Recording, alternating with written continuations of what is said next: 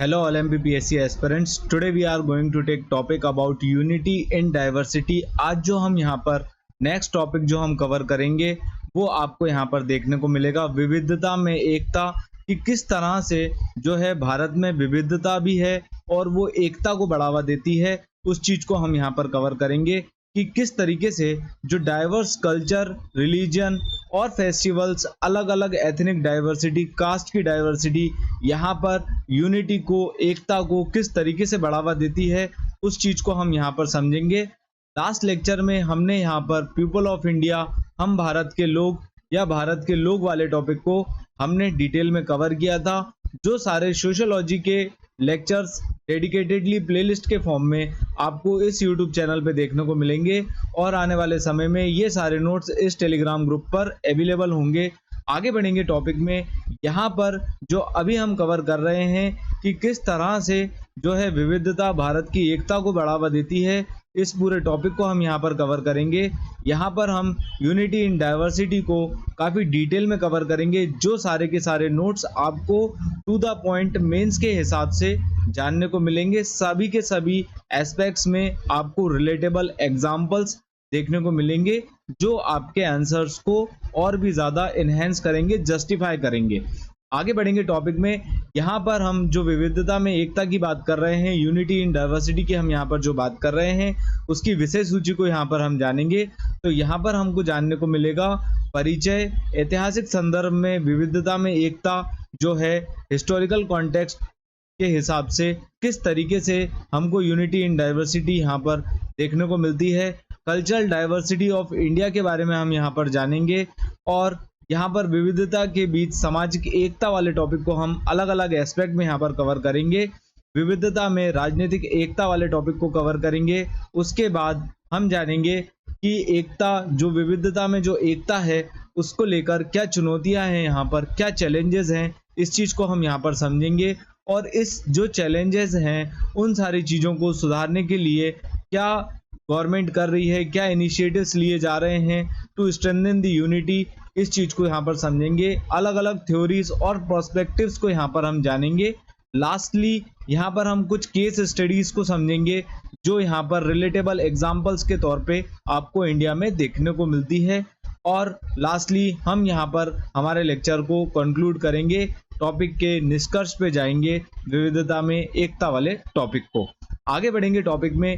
यहाँ पर जो अब हम नेक्स्ट पढ़ने वाले हैं वो आपको जानने को मिलेगा भारत की विविधता में एकता का जो परिचय है, उस चीज को हम यहाँ पर समझेंगे। तो जो यूनिटी इन डाइवर्सिटी यहाँ पर आपको जो इंडिया में देखने को मिलती है वो यहाँ पर बताती है coexistence in between different culture, religion, languages and ethnic group. और यहाँ पर किस तरीके से जो है एक सामंजस्य जो आपको देखने को मिलेगा इन बिटवीन डिफरेंट कल्चर। यहाँ पर आपको देखने को मिलेगा विभिन्न संस्कृतियों में, धर्मों में, भाषाओं में और जातीय समूह में एक सह अस्तित्व ये दर्शाता है जो भारत देश में आपको देखने को मिलेगी। और यहाँ पर किस तरीके से जो है हार्मोनी एंड यूनिटी मेंटेन है इंडिया में, जो कि सबको एक कड़ी से जोड़ती है, सभी को एक सोशल कल्चरल फैब्रिक से यहाँ पर जोड़ती है। और यहाँ पर आपको कोएग्जिस्टेंस और inter relation in between different culture, religion आपको यहाँ पर देखने को मिलेगा जो भारत की सोसाइटी को एक कॉम्प्लेक्स और यूनिफाइड सोसाइटी का रूप यहाँ पर देता है। आगे बढ़ेंगे।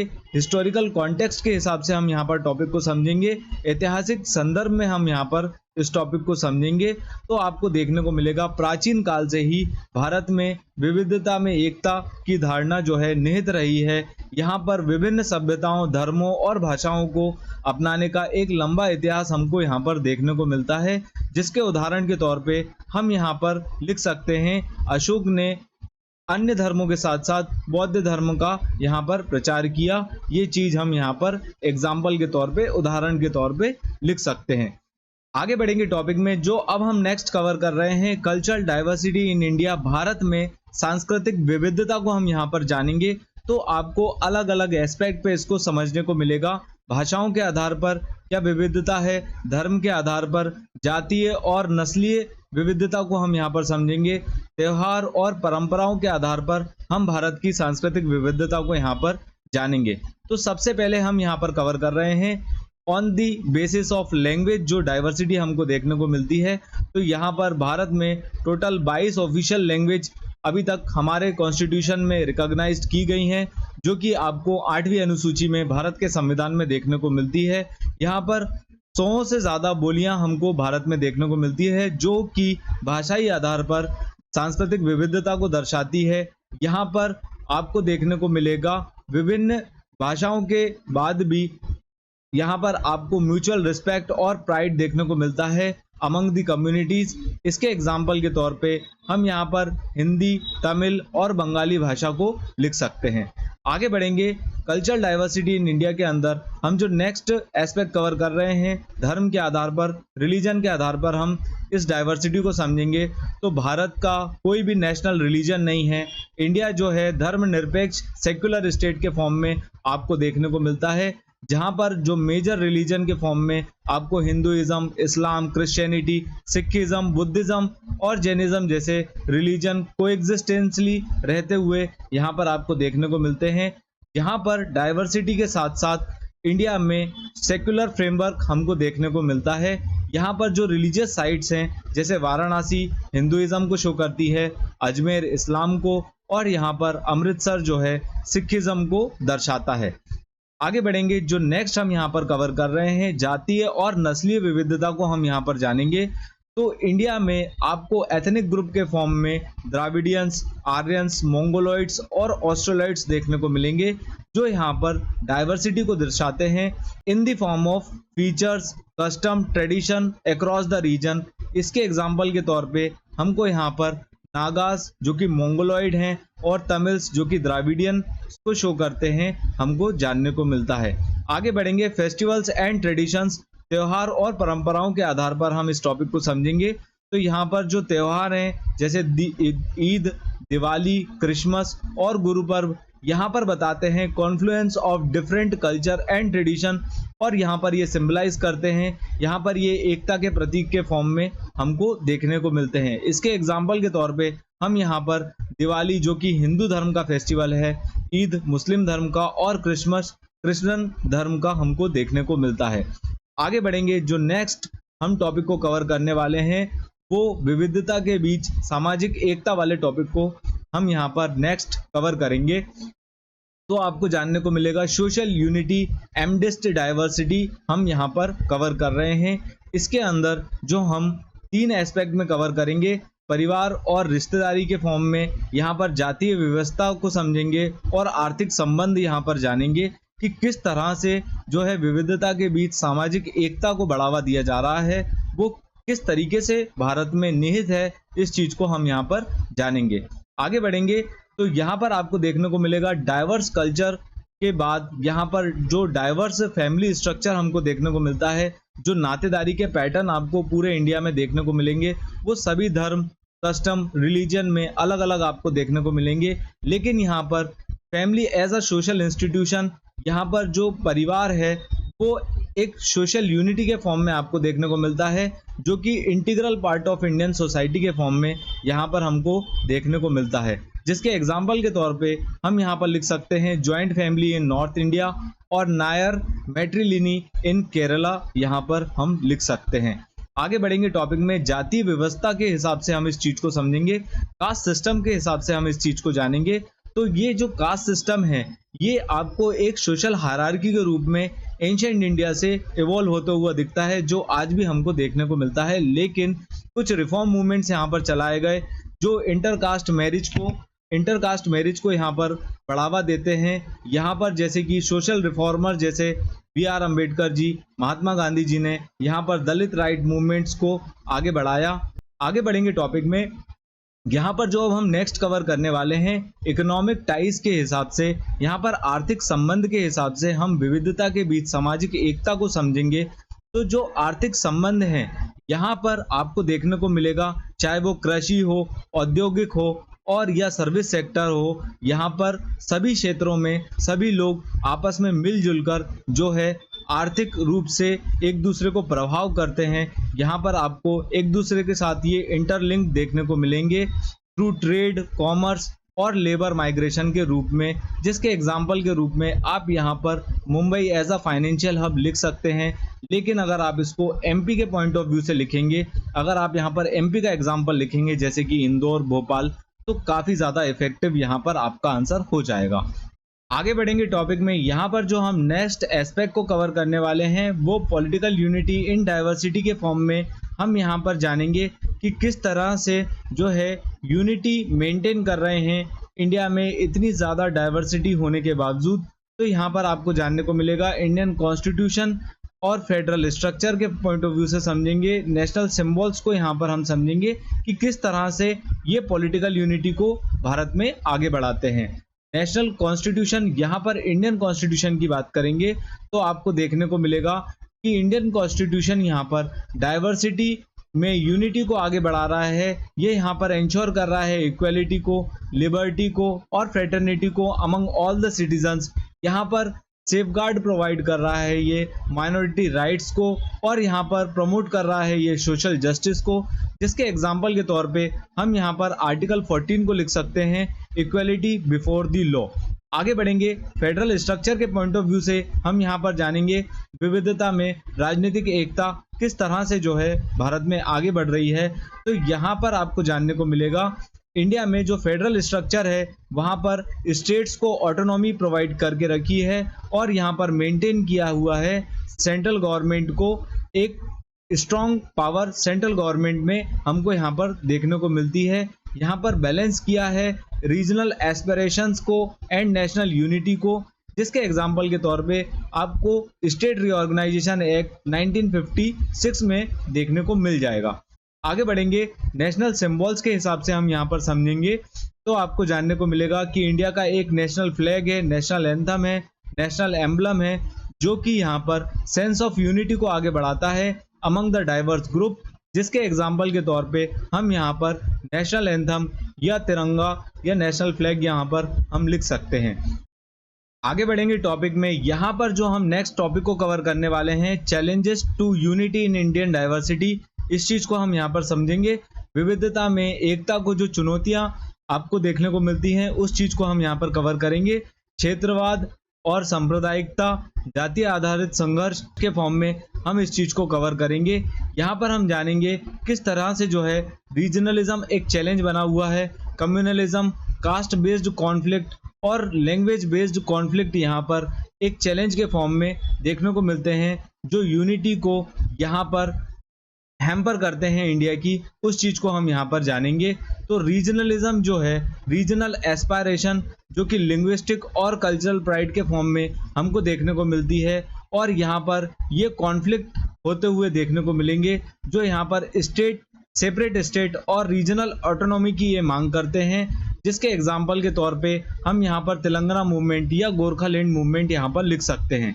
सांप्रदायिकता के तौर पे, कम्युनलिज्म के तौर पे हम यहाँ पर बात करेंगे तो religious intolerance and communal violence के फॉर्म में यहाँ पर आपको देखने को मिलेंगे गुजरात के दंगे जो 2002 में हुए थे, और एंटी सिख रॉयट्स यहाँ पर 1984 के ये आपको देखने को मिलते हैं। ये किस तरह से इन्होंने थ्रेटन किया है नेशनल यूनिटी को, इसके एग्जाम्पल के तौर पे हम यहाँ पर गोरखा रॉयट्स लिख सकते हैं, गोधरा रॉयट्स भी यहाँ पर लिखा जा सकता है। आगे बढ़ेंगे टॉपिक में। कास्ट बेस्ड कॉन्फ्लिक्ट्स की हम यहाँ पर बात करेंगे तो कास्ट बेस्ड डिस्क्रिमिनेशन के फॉर्म में ये चीज़ हमको देखने को मिलती है, जिसके एग्जाम्पल के तौर पे हम यहाँ पर दलित मूवमेंट्स लिख सकते हैं। आगे बढ़ेंगे टॉपिक में। लैंग्वेज कॉन्फ्लिक्ट के तौर पे हम यहाँ पर एक चैलेंज के रूप में देखेंगे तो आपको देखने को मिलेगा एंटी हिंदी एजिटेशन, यहाँ पर आपको देखने को मिलता है एंटी हिंदी आंदोलन तमिलनाडु में, जो कि एक चैलेंज बना हुआ है लिंग्विस्टिक डाइवर्सिटी को लेकर। इसके एग्जाम्पल के तौर पे हम यहाँ पर anti Hindi protest in Tamil Nadu लिख सकते हैं। आगे बढ़ेंगे टॉपिक में। जो नेक्स्ट हम यहाँ पर टॉपिक कवर करने वाले हैं, किस तरह से जो है स्ट्रेंथन कर रहे हैं गवर्नमेंट यूनिटी इन डाइवर्सिटी को, यहाँ पर क्या ऐसे मेजर्स लिए हैं जिससे कि यूनिटी को आगे बढ़ाया जा सके। तो यहाँ पर आपको देखने को मिलेगा एजुकेशन एंड अवेयरनेस के पॉइंट ऑफ व्यू से हम जानेंगे तो यहाँ पर मल्टी कल्चरल एजुकेशन को प्रमोट किया जा रहा है। यहाँ पर टॉलरेंस और कोएग्जिस्टेंस जैसी चीज़ें यहाँ पर जो डाइवर्सिटी को आगे बढ़ाती हैं उस चीज़ को यहाँ पर एनसीईआरटी बुक्स में प्रमोट किया जा रहा है, यूनिटी को ये आगे बढ़ाते हैं। इंक्लूसिव डेवलपमेंट, यहाँ पर इक्विटेबल इकोनॉमिक डेवलपमेंट के फॉर्म में आपको देखने को मिलता है कि ये एक मेजर है जो कि यूनिटी को आगे बढ़ाता है। यहाँ पर बेनिफिट प्रोवाइड किया जा रहा है all the regions and the communities को। इसके एग्जांपल के तौर पे आप यहाँ पर मनरेगा स्कीम जो कि एम्प्लॉयमेंट गारंटी स्कीम के फॉर्म में आपको देखने को मिलती है। पॉलिटिकल रिप्रेजेंटेशन के पॉइंट ऑफ व्यू से यहाँ पर हम जानेंगे तो यहाँ पर सभी को पॉलिटिकल रिप्रेजेंटेशन यहाँ पर देखने को मिल रहा है, डाइवर्स ग्रुप्स को इन डेमोक्रेटिक प्रोसेस, जिसके एग्जांपल के तौर पे यहाँ पर हम पंचायती राज इंस्टीट्यूशन लिख सकते हैं। आगे बढ़ेंगे, कल्चरल एक्सचेंज प्रोग्राम के पॉइंट ऑफ व्यू से यहाँ पर समझेंगे तो यहाँ पर एनकरेज किया है कल्चरल एक्सचेंज को, और यहाँ पर सारे के सारे फेस्टिवल्स को सभी को मनाने का अधिकार है, जो कि आपको एग्जाम्पल के तौर पे यहाँ पर देखने को मिलेगा। एक भारत श्रेष्ठ भारत जैसे इनिशिएटिव्स यहाँ पर गवर्नमेंट लेके आ रही है ताकि वो यहाँ पर स्ट्रेंथन कर सके यूनिटी इन डाइवर्सिटी को। आगे बढ़ेंगे टॉपिक में, लीगल सेफगार्ड के तौर पर हम यहाँ पर जानेंगे तो यहाँ पर ये प्रोटेक्ट करते हैं माइनॉरिटी राइट्स को अगेंस्ट डिस्क्रिमिनेशन, और ये प्रमोट करते हैं सोशल हार्मोनी को, जिसके एग्जाम्पल के तौर पे हम यहाँ पर protection of civil right act 1955 को लिख सकते हैं। आगे बढ़ेंगे टॉपिक में, यहाँ पर जो हम नेक्स्ट एस्पेक्ट को कवर करेंगे वो आपको जानने को मिलेगा सोशियोलॉजिकल थ्योरीज एंड पर्सपेक्टिव्स, जो यहाँ पर बताती हैं यूनिटी इन डाइवर्सिटी आपको देखने को मिलेगी। तो जो सोशियोलॉजिकल थ्योरीज एंड पर्सपेक्टिव्स है, इसके अंदर हम पढ़ेंगे स्ट्रक्चरल फंक्शनलिज्म को, कॉन्फ्लिक्ट थ्योरी को, और यहाँ पर सिंबॉलिक इंटरेक्शनिज्म को यहाँ पर हम जानेंगे।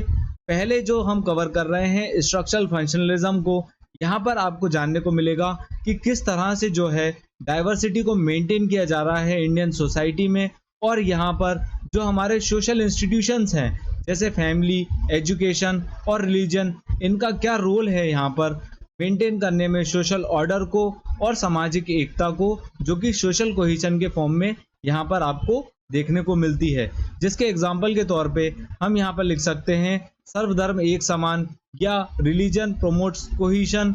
इस चीज को यहाँ पर स्ट्रक्चरल फंक्शनलिज्म के एग्जाम्पल के तौर पे लिखा जा सकता है। आगे बढ़ेंगे, कॉन्फ्लिक्ट थ्योरी की हम यहाँ पर बात करेंगे तो यहाँ पर आपको देखने को मिलेगा जो कॉन्फ्लिक्ट है इंडियन यूनिटी में, इंडिया की सोसाइटी में, वो यहाँ पर दर्शाता है इकोनॉमिक डिस्पैरिटी को। ये बात यहाँ पर कॉन्फ्लिक्ट थ्योरी के माध्यम से बताई गई है, जो कि कास्ट डिस्क्रिमिनेशन और कम्युनलिज्म को यहाँ पर दर्शाता है, जो यहाँ पर सोशल यूनिटी को खत्म करते हुए देखने को मिलता है। जिसके एग्जाम्पल के तौर पे हम यहाँ पर क्लास स्ट्रगल, ये मार्क्सिस्ट व्यू या कॉन्फ्लिक्ट थ्योरी के फॉर्म में हम यहाँ पर मेंशन कर सकते हैं। आगे बढ़ेंगे, सिंबॉलिक इंटरेक्शनिज्म की बात यहाँ पर जानेंगे तो यहाँ पर फोकस किया गया है day to day interaction and symbols पे, जो कि यहाँ पर यूनिटी को आगे बढ़ाता है, sense of belonging and unity among diverse group को यहाँ पर ये रिप्रेजेंट करता है। जिसके एग्जाम्पल के तौर पे हम यहाँ पर नमस्ते लिख सकते हैं, जो कि greeting across the Indian culture same आपको देखने को मिलता है एज अ सिंबॉलिक इंटरेक्शनिज्म। आगे बढ़ेंगे, जो नेक्स्ट हम यहाँ पर एस्पेक्ट को कवर कर रहे हैं वो आपको देखने को मिलेगा केस स्टडीज के फॉर्म में। हम यहाँ पर कुछ एग्जाम्पल्स को कवर करने वाले हैं। भील ट्राइब जो राजस्थान में रहती हैं, ये आपको देखने को मिलेगा अपनी यूनिक ट्राइबल आइडेंटिटी के लिए जानी जाती हैं, और ये मेन इकोनॉमिक जो स्ट्रीम है और पॉलिटिकली ये पार्टिसिपेट आपको इनका देखने को मिलेगा राजस्थान में, जो बताता है यूनिटी इन डाइवर्सिटी को। इसके एग्जाम्पल के तौर पे हम यहाँ पर भील आर्ट को आगे बढ़ते हुए देख सकते हैं। आगे बढ़ेंगे, केरला मॉडल ऑफ डेवलपमेंट की हम यहाँ पर बात करेंगे तो यहाँ पर आपको देखने को मिलेगा despite linguistic and religious diversity, यहाँ पर केरला अचीव कर रहा है सोशल इंडिकेटर्स को, यहाँ पर इंक्लूसिव गवर्नेंस और हाई लिटरेसी रेट को यहाँ पर आपको देखने को मिलेगा केरला में। उसके बाद हम यहाँ पर जो नेक्स्ट केस स्टडी के फॉर्म में दिल्ली को एग्जाम्पल के तौर पे लेंगे तो यहाँ पर आपको देखने को मिलेगा ये एक मीटिंग पॉइंट है अलग अलग कल्चर्स का, पूरे इंडिया के कल्चर्स के लोग यहाँ पर आपको देखने को मिल जाएंगे। सारे स्टेट के लोग यहाँ पर कोएग्जिस्टेंटली साथ में रहते हैं, और यहाँ पर ये बताता है इंडिया की यूनिटी इन डाइवर्सिटी को। जिसके एग्जाम्पल के तौर पे हम चांदनी चौक को लिख सकते हैं, जो कि डाइवर्स कुजीन और कल्चर को इंडिया के रिप्रेजेंट करता है एक ही पर्टिकुलर प्लेस पे। आगे बढ़ेंगे, लास्टली हम हमारे टॉपिक को यहाँ पर कंक्लूड करेंगे। तो पूरे लेक्चर में हमने ये जाना है कि किस तरह से इंडिया की यूनिटी इन डाइवर्सिटी को मेंटेन किया जा रहा है, क्या मेजर्स हैं, क्या चैलेंजेस हैं, और यहाँ पर जो लोग हैं वो कोएग्जिस्टेंसली यहाँ पर किस तरह से रहते हैं। जो प्लूरलिज्म आपको इंडियन सोसाइटी में देखने को मिलेगा, कुछ चैलेंजेस को भी हमने यहाँ पर कवर किया और मेजर्स को भी हमने यहाँ पर जाना। कुछ केस स्टडीज के फॉर्म में हमने यहाँ पर लेक्चर को ओवरऑल कंप्लीट किया है। यहाँ पर हमारा लेक्चर एंड होता है। अगर आपको हमारा कंटेंट पसंद आता है तो आप इसको प्लीज़ लाइक कीजिए, अपने फ्रेंड्स के साथ आप इसे शेयर कर सकते हैं, आप हमें सब्सक्राइब कीजिए और आप हमें कमेंट बॉक्स में फीडबैक दे सकते हैं ताकि हम और सुधार हमारे लेक्चर्स में और हमारे कंटेंट में कर सकें। Thanks for watching, please subscribe our channel. Thank you.